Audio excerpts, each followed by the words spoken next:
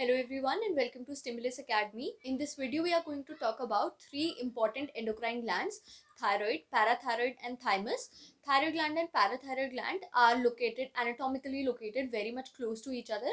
So we'll be discussing these three topics together, and please don't forget to like and subscribe to our channel. So with that, now let's start with the topic. So the first topic is thyroid gland. Okay, so now first we'll look at the location of thyroid gland. So thyroid gland is made up of two lobes. Okay, so these two lobes must somehow be connected. So the connecting tissue that connects these two lobes is known as isthmus. Okay, so the two lobes and the location of these two lobes, as you can see in this diagram, is that this is the trachea and they are located on either side of the trachea. Okay, so these two lobes are located on either side of the trachea and they are connected with the help of a tissue which is known as isthmus. Okay, now this thyroid gland, each lobe of this thyroid gland is made up of a large number of thyroid follicles. Okay, so a large number of thyroid follicles make this thyroid tissue. Okay, so if this is a follicle, then this follicle is also made up of a large number of follicular cells. Okay, so these cells are follicular cells. So each thyroid follicle is made up of follicular cells. Okay, so the function of these follicular cells is the production of a hormone which is known as thyroid hormone. Okay, so now chemically thyroid hormone is of two types. The first one is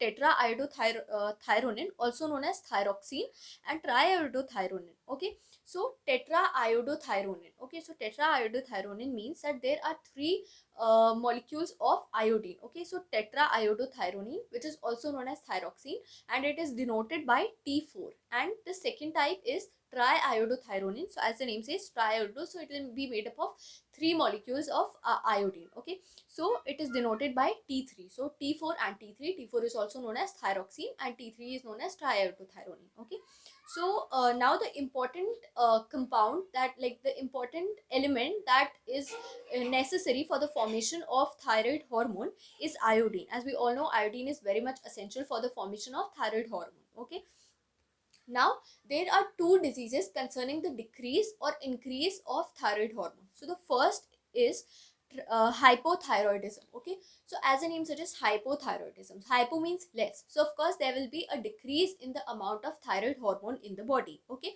so if there is a decrease in the amount of thyroid hormone in the body, so what the body will do is that it will try to increase this hormone. Now let us take this example, that the decrease in hormone is because of the is because of deficiency of iodine. Okay, so because of that, thyroid hormone will not be produced. Okay, so now the body is producing, the pituitary gland is producing thyroid stimulating hormone, which is stimulating the thyroid gland for thyroid hormone production. Okay, so now the body will think that even though I am secreting large amount of TSH, that is thyroid stimulating hormone, the amount of thyroid hormone is constantly low. Okay, so what it will do is that as a response to this, there will be enlargement of the follicular cells. Okay, so the follicular cells will increase in size, they will become enlarged. Okay, so this will lead to a increase in the size of the thyroid gland overall, and this so hypothyroidism causes enlargement of the thyroid gland. So I've told you the reason why there is enlargement, because there is increase in the size of the follicular cells. Okay, so hyperthyroidism causes enlargement of the thyroid gland, and this condition is known as goiter. Okay, so it is normally seen because of deficiency of iodine, which can be seen in the mountain regions where there is a deficiency of iodine in the normal food. Okay, so hyperthyroidism, which leads to enlargement of the thyroid gland, this condition is known as goiter. Okay, so now there is another condition which has to be paid attention to, which is goiter in pregnancy. So what if there is a decrease, what is there is hypothyroidism in pregnancy. Now we know that in pregnancy, every condition in the mother affects the fetus directly. Okay, so if there is a deficiency of the thyroid hormone, what will happen is that the baby will also get low quantities of the thyroid hormone. Okay, so now their thyroid hormone performs very important function in the developing baby. Okay, so this condition of goiter in pregnancy is known as cretinism. Okay, so when the baby is born, the baby will be suffering from cretinism. Now what are the features of cretinism? The first is mental retardation. These are very very very serious implications of this disease. That is, first is mental retardation. The child will be suffering from mental retardation. Then it will have low intelligence quotient, so the baby will have low intelligence quotient.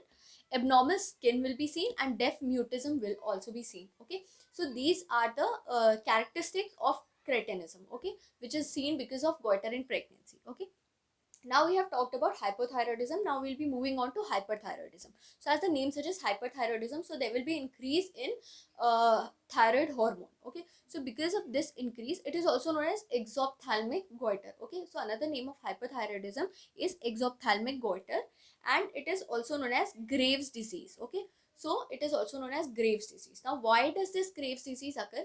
It is because there is enlargement of goiter, there is enlargement of thyroid gland. Okay, so in goiter we saw that the enlargement of thyroid gland was because of the decrease in thyroid hormone. Okay, so first there was a decrease in thyroid hormone, then there was enlargement in the thyroid gland, which was known as goiter. But here what happens is that first there is enlargement of the thyroid gland, and because of this enlargement, because of hypertrophy of cells, that is, a large number of cells are seen in like large number of follicular cells are seen, so naturally there will be increase in concentration of thyroid hormone, and this will be known as hyperthyroidism or exophthalmic goiter, which is also known as Graves disease. Okay, so this was all about hyperthyroidism. Okay, so now what are the features seen in a person who is suffering from Graves disease or hyperthyroidism? Okay, so the first one is protrusion of eyeball. Okay, so eyeball will be seen as protruded, there will be protrusion of the eyeballs. Then now the function of thyroid hormone is to control the basal metabolic rate. Okay, so if there is increase in concentration of thyroid hormone, then there will be increased BMR or basal metabolic rate. Okay, and because of this increased BMR, there will be weight loss, because now the metabolic rate has increased, so there will be increased catabolism, and because of that weight loss is seen. So now we'll move on to the functions of thyroid hormone. So as I told you, the first one was BMR. So it controls normal BMR of our body. Okay. The second it helps in the process of RBC formation. So it helps in RBC production, which is known as erythropoiesis. Okay. So it helps in the process of RBC formation. The third is it controls the metabolism of carbohydrates, proteins, and fats. So indirectly this is related to BMR. So it controls BMR, and therefore it controls the metabolism of carbohydrates, proteins, and fats. Okay. Now, along with this, it also helps in maintenance of water and electrolyte balance. So, water and electrolyte balance is also controlled with the help of thyroid hormone. Okay. So, along with this, along with the thyroid hormone, thyroid gland also produces another hormone which is known as thyrocalcitonin. So, as the name says, thyros, this means it is somehow related to the thyroid gland. Calcitonin means it is controlling the calcium levels in our body. Okay. So thyrocalcitonin, which is known as TCT, it is also secreted by the thyroid gland. It regulates the blood calcium levels in the body. Okay, so we'll look further that when we'll study parathyroid gland, we'll know that parathormone is also secreted, and it also controls the calcium. So along with thyrocalcitonin, parathormone, both of them, they they work together to maintain the calcium level in our body. Okay, so this was all about the thyroid gland. Okay, now we move on to parathyroid gland. Okay, so parathyroid means it is located close to the thyroid gland. Okay, so in the picture we can see that these are the two lobes of the thyroid gland, and on them we can see four small glands. Okay, so these glands are parathyroid glands, and they are four in number. So four parathyroid glands can be seen located on the thyroid gland. Okay, and they produce a hormone which is known as parathyroid hormone, which can be abbreviated as PTH. Okay, now as I told you that they help in the calcium regulation. Okay, so the calcium ion concentration regulation in the body is done with the help of parathyroid hormone along with the thyrocalcitonin hormone, which is produced by thyroid gland. Okay, so now what is the function of thyroid parathormone? Okay, so it will either be increasing the level of calcium or decreasing the level. Okay, so here it is important to note that parathyroid gland helps in increase in calcium level in the blood. Okay, so now how can the calcium level in the blood be increased? Okay, so now first you need to think about the reasons.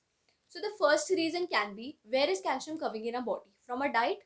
So a way to increase the calcium in the blood is to increase the absorption. Okay, so absorption can be increased. The second is excretion can be decreased, that is like less calcium can be excreted out of the body. Okay, so excretion can be decreased, absorption can be increased. Okay, now you might be knowing that a very important, like a major reservoir of calcium in a body are bones. Okay, so what can happen is that the calcium on the bones can be taken out and can be poured into the blood. Okay, so this will also result in increase in calcium. Okay, so keeping all these 3 points in mind, now let's move on. Let's take a look at the theory. Okay, so the first is resorption. Bone resorption means that the calcium that is deposited on the bone, it is getting poured into the blood. So this will increase the level of calcium in the blood. Okay, so bone resorption, which is also known as dissolution or demineralization of the bone. Okay, now the second process is absorption of calcium from the renal tubules, that is decreasing the excretion. Okay, so we are absorbing more calcium from the bones. The third is increasing calcium and absorption from the digested food. Okay, so more absorption of food, calcium from our diet. Okay, so these are the three processes by which calcium can be increased. So now this hormone is increasing the calcium levels in a blood, therefore it can also be referred to as hypercalcemic hormone. Okay, because it is increasing the calcium level in the blood. Okay, so this was all about the parathyroid hormone. So we have discussed about the parathyroid gland, the thyroid gland. Now we'll move on to thymus. Okay, so thymus is a very small gland which degenerates at maturity. Okay, so it is not found in old people. Okay, so now what is the location of this thymus? It is located between the two lungs, behind the sternum on the ventral side of the aorta. So it is located in front of the aorta, behind the sternum. If this is the sternum and this is the aorta, so it is located in front of aorta, behind the sternum and between the two lungs. Okay, so this is the anatomical position of thymus. Okay, now what is the function of thymus? It helps to in the development of immune system. Okay, so now we know that immune system is basically regulated by lymphocytes. So lymphocytes are also of two types, T lymphocytes and B lymphocytes. Okay, so B lymphocytes stand for bone marrow lymphocytes because they will be found in the bone marrow, and T lymphocytes stand for thymus. Okay, so T here stands for thymus, so they'll be found in the thymus glands. Okay, so now we have told that thymus is a endocrine gland, so of course it will be secreting a hormone. So what is the name of that hormone?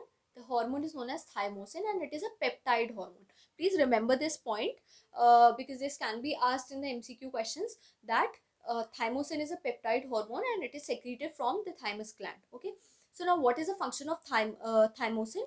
So it helps in the differentiation of T lymphocyte cells. So the T lymphocyte cells that are produced in the bone marrow and they come into the thymus and there they are differentiated. So the function of thymus gland is to provide the site for differentiation of T lymphocytes, and thus it helps in development of immune system. Okay, so the differentiation of T lymphocytes. Okay, now we know that lymphocytes are of two types, B lymphocytes and T lymphocytes. So B lymphocytes are found in the bone marrow and they help in antibody production, and T lymphocytes act as phagocytes, act as recognition. They recognize the microbes that are coming in the body. Okay, so there is differentiation of T lymphocytes and this helps in cell mediated immunity. So T lymphocytes give us cell mediated immunity and B lymphocytes give us humoral immunity. So because here there is differentiation of T lymphocytes, therefore it is increasing the cell mediated immunity. Okay, along with that it also somehow affects the production of antibodies, so it helps to promote the production of antibodies. Okay,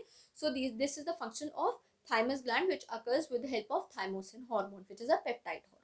Okay, so now I told you that thymus gland degenerates as we grow old, so it is not found in old people, and because of this the immune responses of the old people are weak. Okay, so this is a point that has to be noted. So it can be asked as a reasoning question that why is the immune response weaker in old people? So the reason is because the thymus degenerates in old people. Okay, so that was all about the topic. So here we discussed about the thyroid gland, the parathyroid gland and thymus.